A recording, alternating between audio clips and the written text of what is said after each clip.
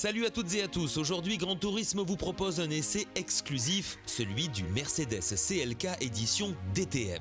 À son volant, Jérôme Vassia tentera de dompter les 582 chevaux du V8 compressé. Côté actu, la nouvelle Citroën C4 fait son entrée, mais aussi un départ pour la dernière Bugatti Veyron. Enfin côté sport, un record du monde aussi insolite qu'inattendu pour la Hyundai i20 WRC, obtenu lors du Rallye de Suède, seconde épreuve de la saison 2015. En attendant plus une seconde à perdre, contact, c'est parti!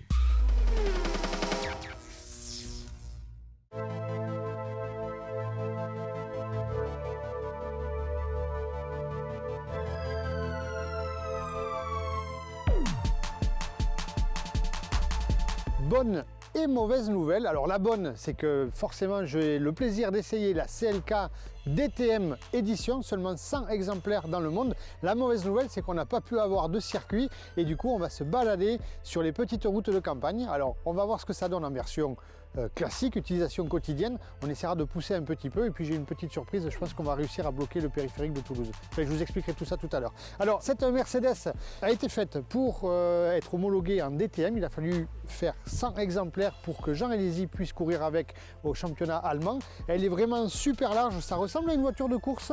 Il y a l'arceau à l'intérieur, les sièges baquets, des éléments en fibre un petit peu partout, des aérations, des jantes en 20 pouces. Le noir lui va super bien, les vitres légèrement teintées en bleu, le becquet en carbone, la double sortie d'échappement. Franchement, c'est super sport. Il me tarde de ressentir l'atmosphère à l'intérieur avant de prendre le volant.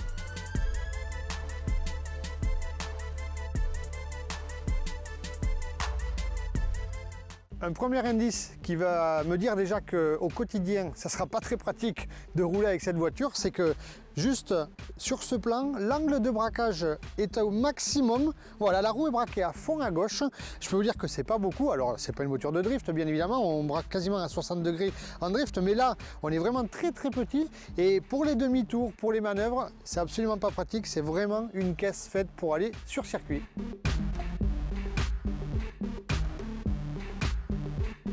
Le parfait mélange de luxe, de sport auto, c'est un vrai régal. Dès qu'on ouvre la porte, par exemple avec ces garnitures de porte en carbone, les modèles d'origine ont été remplacés, c'est allégé au maximum. On garde du confort avec, je vois, les haut-parleurs, la sono, les vitres électriques bien sûr, ça peut servir. L'intérieur très racing avec les sièges en cuir baquet très enveloppants, ce sont des vrais sièges de course. Donc ça c'est vraiment un super maintien quand on pilote. On peut remarquer aussi la structure de sécurité avec l'arceau cage, c'est un demi-arceau en fait, ça protège toute la partie arrière, donc au-dessus du pilote. On peut aller sur circuit avec ça. Les harnais de sécurité aussi, on va s'installer directement pour voir la position de conduite. Ça me tarde déjà de démarrer. Alors, procédure habituelle pour le pilote, attacher son harnais. C'est ce qui va le maintenir lors des freinages bien sûr, et puis surtout en cas de choc, en cas de crash, c'est très important. Avec le harnais 6 points comme celui-ci et le siège baquet, on est parfaitement bien maintenu. On est protégé aussi par l'arceau dont je vous ai parlé tout à l'heure, donc pour la sécurité c'est bien. Ensuite l'univers à bord, bon ben franchement j'aime. Du carbone, de l'aluminium, un petit volant Alcantara, très bonne préhension, ça évite de déraper. Les palettes au volant, je descends les vitesses main gauche, je monte les vitesses main droite. Quelques boutons sur le volant, alors ça fait course, oui. Par contre, là, c'est pour changer la page de l'ordinateur de bord et régler le son de la radio. C'est pas pour discuter avec le stand ou changer les réglages de la voiture. Bon, moi, je suis chaud, là, franchement. Il va falloir qu'on démarre ce moteur maintenant.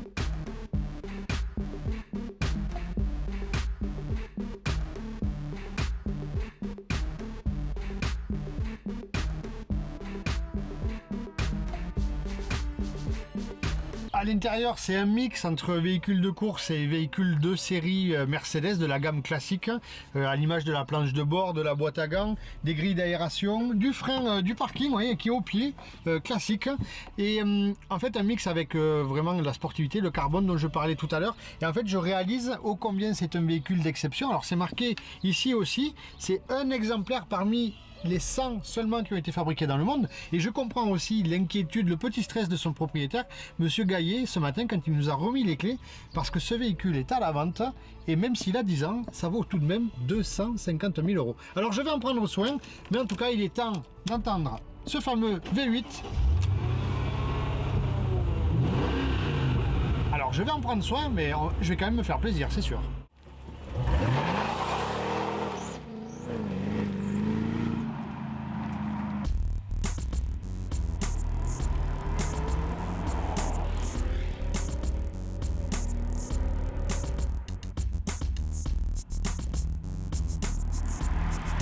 Eh bien c'est parti. Alors je ne parle pas d'agrément de conduite, je parle vraiment de plaisir de piloter.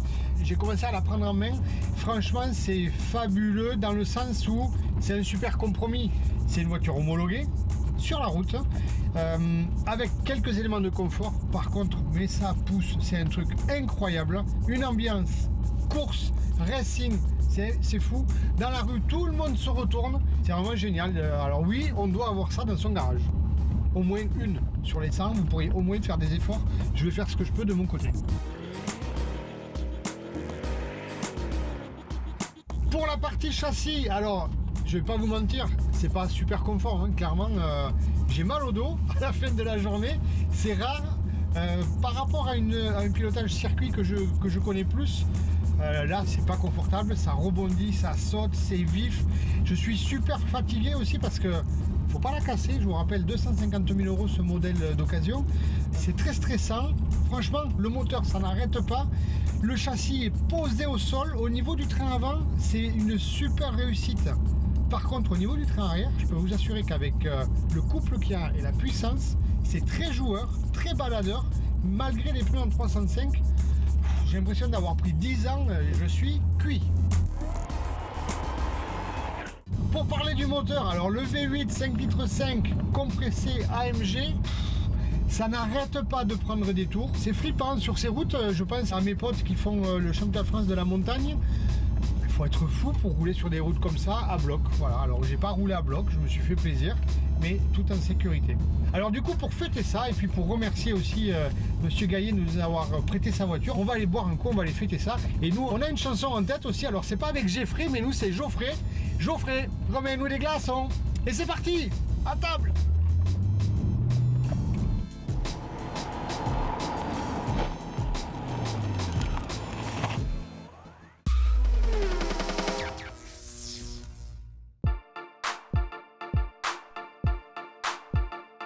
Lancée en 2010 et produite à plus de 450 000 exemplaires sur le site industriel de Mulhouse, la Citroën C4 de deuxième génération se modernise avec une nouvelle signature lumineuse. La face avant est immédiatement reconnaissable avec des chevrons chromés qui relient les projecteurs entre eux et par son capot nervuré qui s'arrondit à l'approche des flancs. Ces optiques effilées vers les ailes se trouvent renforcées par l'utilisation des LED, créant ainsi une véritable signature lumineuse.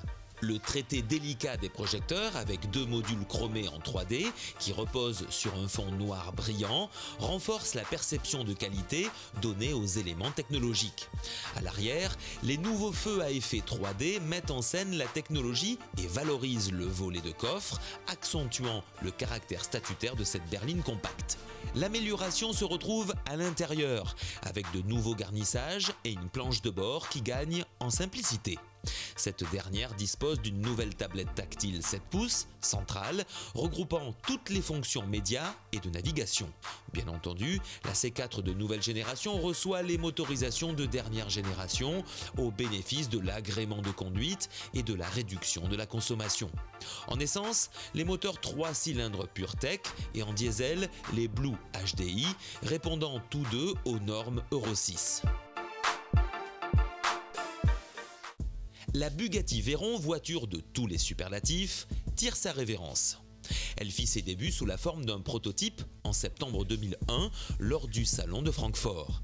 Il fallut attendre 2005 pour que débute sa commercialisation. Après la Veyron 16.4 et ses 1001 chevaux, suivra en 2008 la version Grand Sport. 2010 voit l'arrivée de la Super Sport, bien plus puissante, avec ses 1200 chevaux.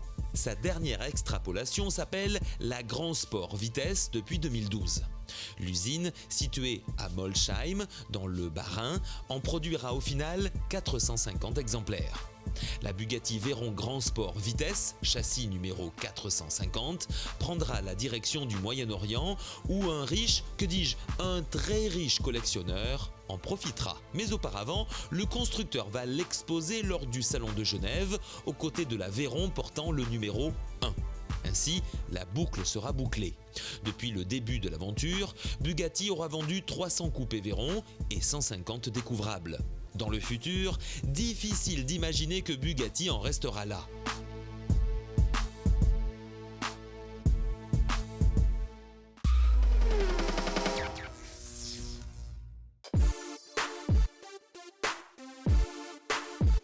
Lors du rallye de Suède, seconde épreuve du championnat du monde WRC, Hyundai a battu le record du plus long saut sur la fameuse spéciale du Colin Crest avec un saut de 44 mètres. La Hyundai i20 WRC numéro 7, pilotée par le Belge Thierry Neuville et son copilote Nicolas Gilsoul, se sont littéralement envolés à presque 2 mètres de haut, avant de retomber quelques 44 mètres plus loin. L'auteur de cette splendide figure aérienne a pu retrouver la terre ferme grâce à son talent et à sa compétence. Cela en réussissant à poser les 4 roues presque ensemble sur la route enneigée et verglacée. Cela va tellement vite qu'il faut revoir au ralenti ce décollage. Mais plus encore de l'intérieur où il semble que le copilote se protège le visage, pensant ne pas atterrir sur les roues. Il ne fait aucun doute que ce binôme n'oubliera pas ce 14 février 2015, jour de la Saint-Valentin. Triple performance d'ailleurs, puisque la Hyundai i20 WRC a réalisé le meilleur temps de la spéciale Vargassen 2 et acquis la seconde place au classement général du rallye. Alors, simplement pour le plaisir, revoici le saut de l'extérieur et comme si vous y étiez à l'intérieur. Excellente semaine, rendez-vous la semaine prochaine. Salut!